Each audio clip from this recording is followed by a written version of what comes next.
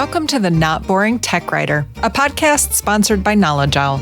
Together, we explore topics and hear from other writers to help inspire us, deepen our skills, and foster our distinctly not boring tech writing community. Hello, lovely not boring tech writers. I'm Kate Mueller, and this is one of our solo episodes where I share things I'm thinking about or working on. I'm recording this episode in early August.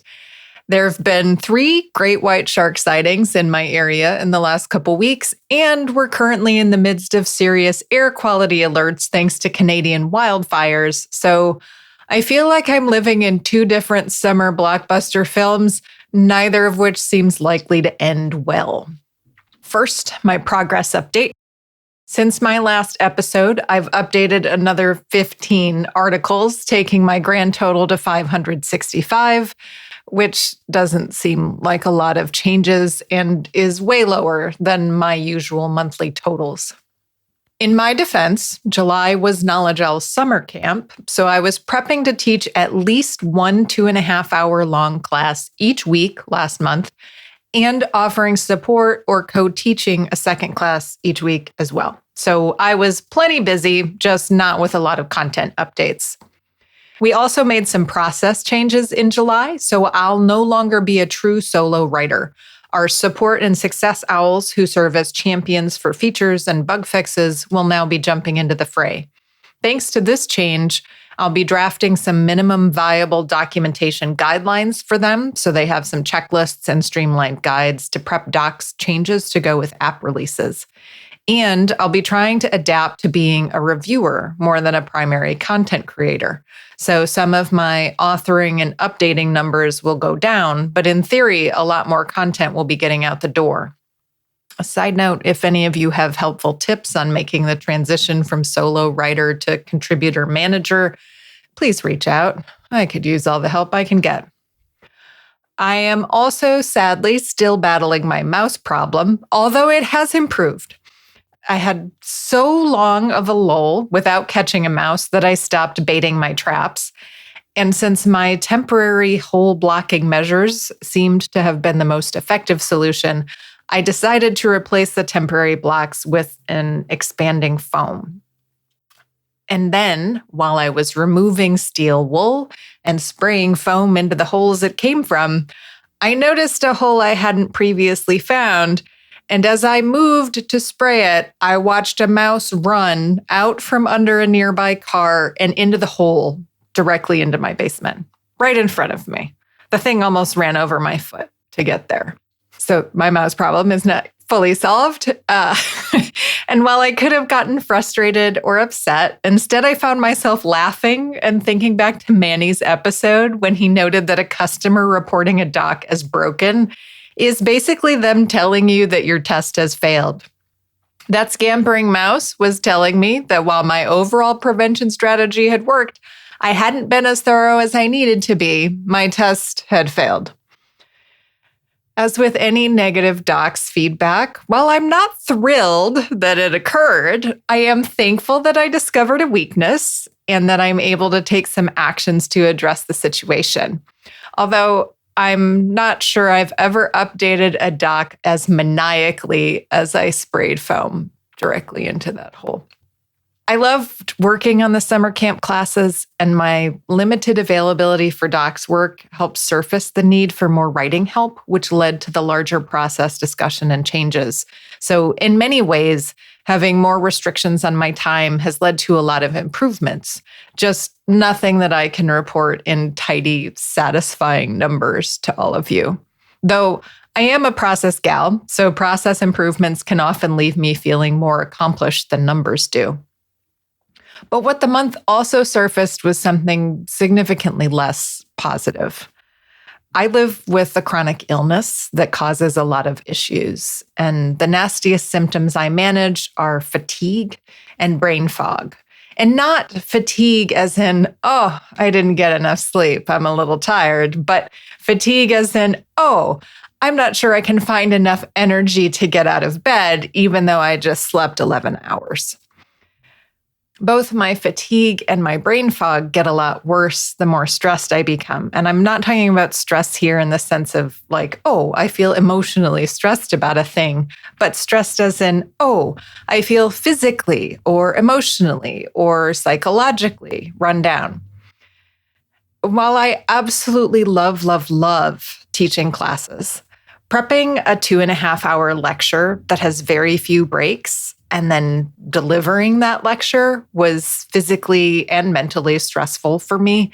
And repeating that for 4 weeks in a row was wildly stressful. So I spent the majority of July in a constant state of near total exhaustion, battling a brain that got less and less coherent as the month went on. The last couple weeks, I basically taught my class on Thursday and ended up sleeping away most of the weekend, scraping together just enough energy to repeat that process the following week.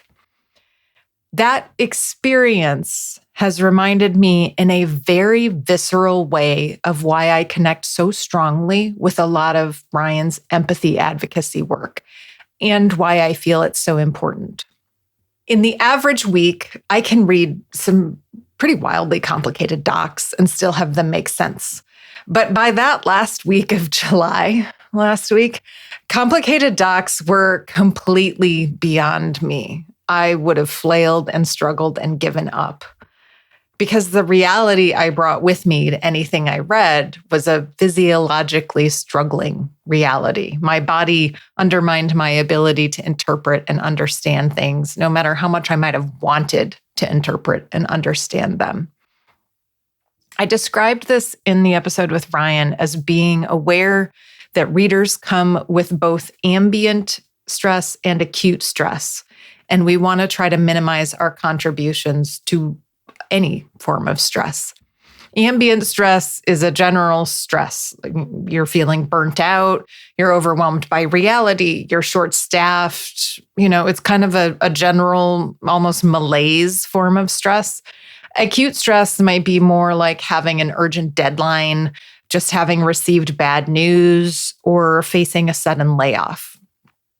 So for me, as my symptoms got worse, both my ambient and acute stress levels climbed, which made my symptoms worse, which made my stress levels higher. It's a demoralizing cycle anyone living with a chronic condition knows well. But so what on earth does this have to do with tech writing, Kate? I'm sharing this because as technical writers, we may want to minimize the demands we make on readers, but we aren't psychics. We don't know what stressors our readers come to our docs with. We can't personalize our docs to individual readers. And even if we could, optimizing for one individual might create a subpar experience for someone else. What we can do is to do our best to make style, formatting, and architectural choices that minimize the stress we ask our readers to incur when they use our docs. I think Ryan and I ended up calling this cognitive capital in that episode. We want to lower the cognitive capital we demand from our readers so they can achieve whatever they're hoping to achieve in our docs and get back to what they were doing before, at least with no more stress and maybe even with a little bit less stress. And if I think about it, this theme underlies so many of my guest episodes this year. But it's especially top of mind for me now as I think about the type of docs I most needed those last couple weeks of July. And I didn't need much. I didn't need fanciness. I mainly needed consistency. I needed things to follow some fairly basic best practices. If I had to generate a review checklist for what I most needed then, here's where I'd start. Number 1, provide a summary, synopsis, TLDR, or 1 to 2 context-setting sentences at the start of a doc or the start of a section. I needed things that clearly spelled out if these were the droids I was looking for, and therefore if it was worth using the limited cognitive capital I had to read the doc. Number 2, use strong page titles and headings. Avoid catch-alls like frequently asked questions, except as temporary holding pens. I found myself getting incredibly irritated at headings and page titles that were too long, too vague, or that sacrificed clarity for cleverness. I didn't have enough energy to be clever. I just needed the facts. Number 3, format your content consistently using semantic elements like sequential headings. The more consistently you follow your own conventions, the more a reader can learn them and know what to expect.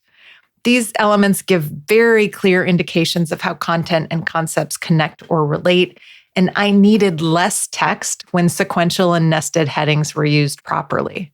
It's good for humans, it's good for screen readers, and it's good for AI. That's the trifecta win. Number 4, use callouts, warnings, or admonitions sparingly, but in consistent ways. Occasionally, breaking the flow of things can help draw attention to important details, but if you use too many or you use them inconsistently, they can be overwhelming or confusing. I developed a deeper appreciation for consistently formatted and consistently placed callouts since they demanded less from me while still conveying the info I needed. And number 5, reduce screenshots. Use them to orient at critical moments, highlight key steps, or validate progress in a confusing process. And for accessibility's sake, make sure those screenshots have appropriate alt text and are just supplementing the text rather than replacing text. I did run into a couple docs where screenshots were used excessively, and I found them to be overwhelming, and it made the page seem so much longer and intimidating. I really developed a heightened appreciation for screenshot restraint. As you can tell, these are some fairly basic best practices. And yet, as I was doing research to prep for my classes, I continued to find docs that violated them. At the start of the month, that wasn't a big deal. But by the end of the month, I honestly just closed sources and didn't skim them if they violated too many of these principles because I didn't have enough energy to battle them. And frankly, I had enough alternate sources to fill the gap. And speaking of not having enough energy, let's pause for a quick break. This episode is sponsored by Knowledge Owl, your team's next knowledge-based solution. You don't have to be a technical wizard to use Knowledge Owl. Our intuitive, robust features empower teammates of all feathers to spend more time on content and less time on administration. Learn more and sign up for a free 30-day trial at knowledgeowl.com.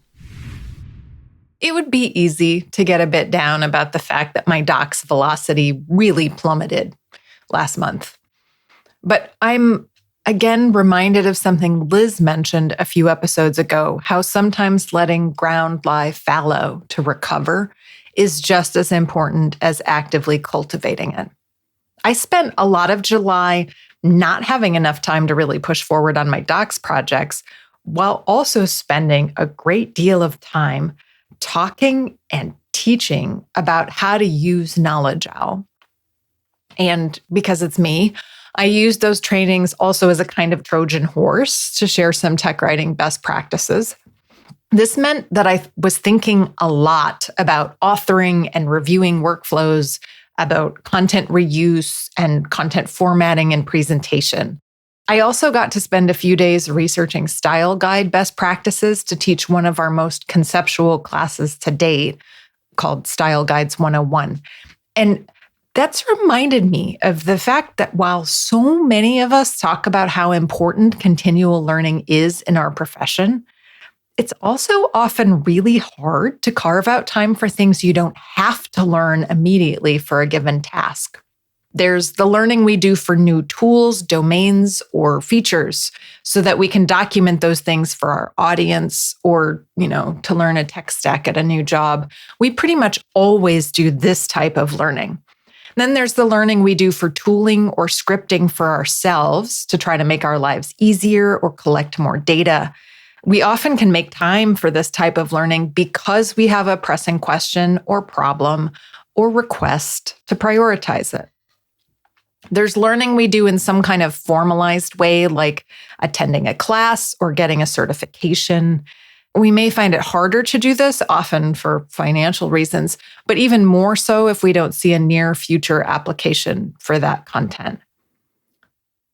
there should also be learning that's both less formal and less tactical. We so rarely carve out time to go explore best practices in our field if we don't have a semi-urgent reason or a problem to solve.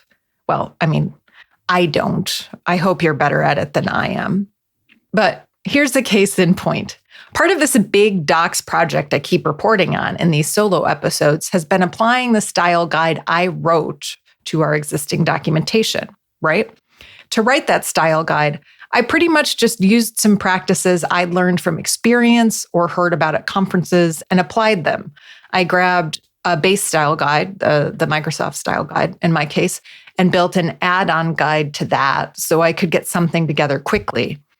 I had an immediate need, and relying on that existing knowledge was good enough. And it was good enough then. In researching style guides to teach a class on them, though, I took a step back and looked at the much larger picture. I pulled resources about why style guides are useful, about different approaches to formatting them, about drawing a distinction between the style guide as a reference and the processes around creating content. I didn't spend forever and a day doing the research to prep for class, but I can guarantee you I wouldn't have made the time for it if I hadn't been teaching a class on it.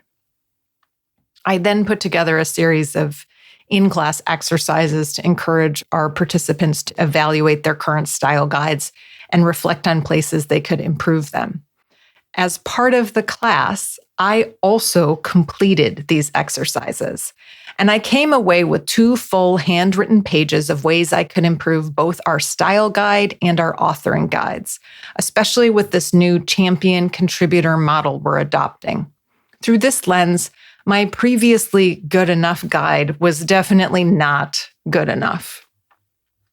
Those 2 pages are full of some fantastic ideas that will add clarity and thoughtfulness to a somewhat slapdash document, if I'm being honest. Those ideas will help me transition my team to a different authoring workflow and make better use of our knowledge base's feature set. If you've been listening for a while, it probably won't shock you to learn I ended up viewing my guides through the lens of content types. That is my theme, 2025, the year of content types. I realized that my current style guide was trying to be a mixture of reference and how-to documentation, with some how-to docs split out separately, but some wedged into the style guide itself.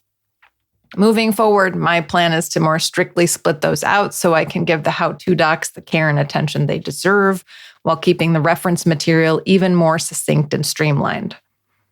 I'm also currently prepping to teach a 4-week information architecture masterclass in partnership with Knowledge Owl. It will be platform agnostic, covering concepts and applications anyone can use. And I really can't put into words how much I'm loving digging into the research and geeking out about information architecture. I'm not sure I've had this much fun researching stuff since grad school.